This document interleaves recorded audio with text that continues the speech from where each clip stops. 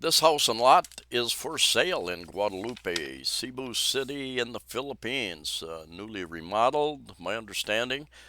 Come along and take a tour of the house while I'll give you some information on the unit. Corner unit, lot area 139 square meters, so a pretty good sized lot area. Nice garage area, parking area there, pretty large. It's got 4 bedrooms, 4 toilet and baths, 2 car garage type areas I mentioned, living dining area, kitchen area. It's got a separate maid's room. I will put the contact information in the description of this video. You've got the front pocket garden, you've got a back patio garden, complete closets and cabinets, complete lighting fixtures, rainwater and overhead tanks, ground floor air conditioning. I like the lighter colors that they've used in here. It really brightens up the house. And so you got a place for a stove and exhaust vent there. I am not an agent or broker, but I was invited to do a video of this location, and the people representing this is JRC, the real estate division of JRC Visa Consultancy and Immigration Services. So they can handle immigration issues as well as real estate. He is a real estate broker and appraiser as well. I believe they have several listings here in Cebu City area as well as over on Mactan Island.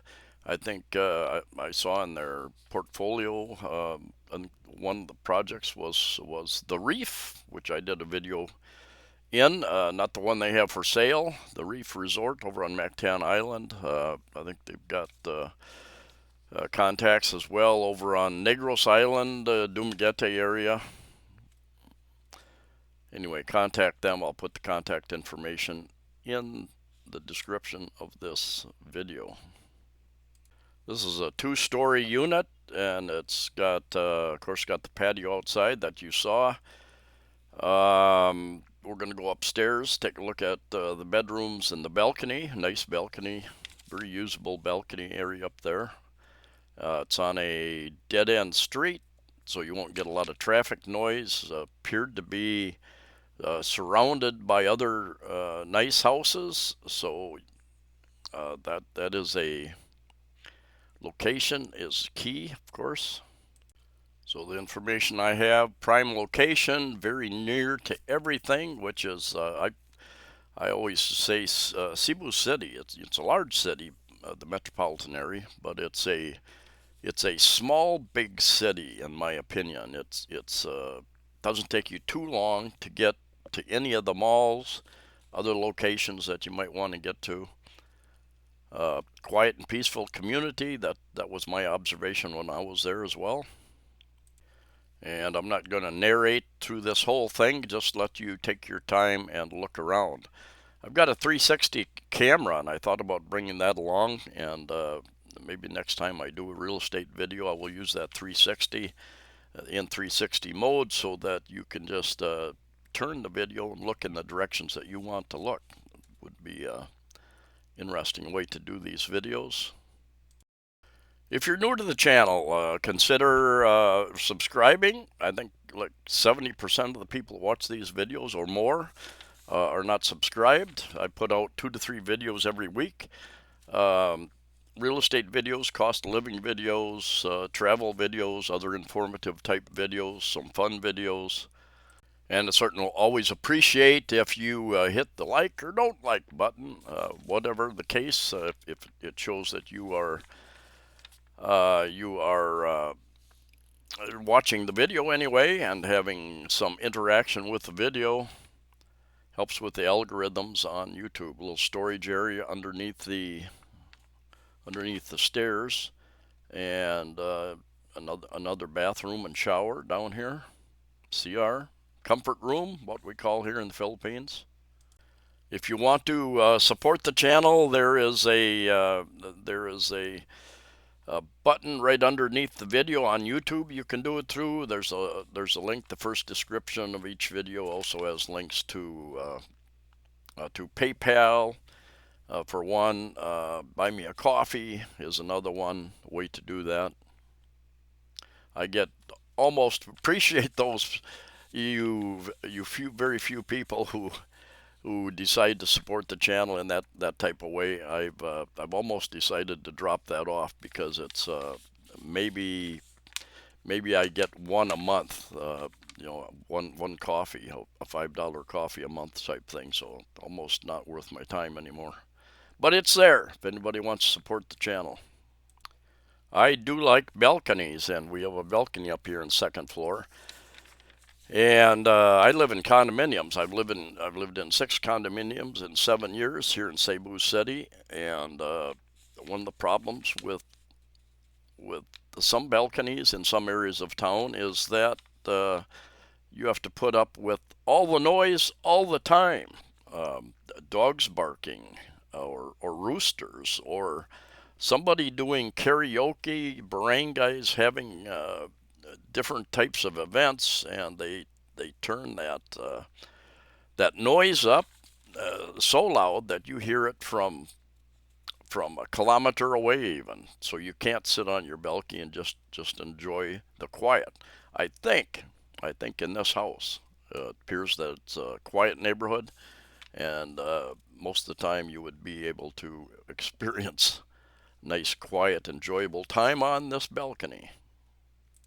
I've been asked about real estate loans. How easy is it to get a real estate loan in the Philippines for a foreigner? And depends on many factors, of course, just like in your own country. Generally, loans are a lot shorter here. Very rare that you'll find a 30-year loan, for instance. 5-year, 10-year, 15-year loan would be much more common. Your net worth, your guaranteed income sources would be a major factor. How much cash you put down would be a major factor. Of course, generally speaking, the older you are, the less likely, and the smaller your income and your net worth, the more difficult it will be to secure loans here in the Philippines, or anywhere in the world, probably. Just a matter of fact. What I've seen many people do, like from the U.S., they have owners of properties in the U.S., other parts of the world. They've had an enormous appreciation in their properties and their assets over the years. They've sold that. They've got a lot of cash in hand, and they can pay cash for properties outside. Now, a foreigner is not allowed to own land. You are allowed to own a building in the Philippines, for instance, a condominium, a house, but you cannot own the land. You can lease the land, long-term lease. So that is an issue. A lot of people put it in their Filipino wife's name, and of course there are lots of discussions about whether that's a good idea or not, but there's thousands or tens of thousands of people who do that, and think that they've made very good investments. This house is listed for 28 million pesos, Philippine pesos. And I've had a couple people argue with me over the past in some other videos. They're using Mexican pesos. These are not Mexican pesos. They are Filipino pesos, completely different. And anyway, 28 million Filipino pesos comes out to about 509,000 US dollars, for instance, just to give you a reference. The tank here, I believe that's to catch rainwater. Very good idea. Houses, I think every house should have water catchment for rainwater and storage. The Philippines has a couple different weather type systems. One is the northeast monsoons. One is the southwest monsoons. Each of them last several months, and you get weather and rain and such from the northeast and or then the southwest. We just went into the southwest monsoon period. Wetter. We've been getting a little bit of rain almost every day which is a little bit unusual. But there are 4 climate types here in the Philippines. I've done a video about those as well. Also, it's not unusual. 2015, when I came here, the wet season was a drought period, so there was very little rain. 2019, the wet season was a drought year, and there were issues with shallow wells, and there are many parts of the city where you had to have water shipped in. People would get up early. Many taxi drivers told me they would get up early, go down with their containers at 2 or 3 in the morning, wait for the water truck to show up, and the water truck would never show up. So that's an issue. You want to make sure that you have not just potable drinking water, plenty of that, but also the water you use for washing and other flushing your toilets, things like that. Anyway, there again, there is a look at the outside of the house, and it is on the dead end street. Going to the left, you can see a gate there and a couple nice houses on that side. So anyway, the contact information will be in the description of the video. Thanks for coming along. Stay safe, stay healthy, and I'll see you next time.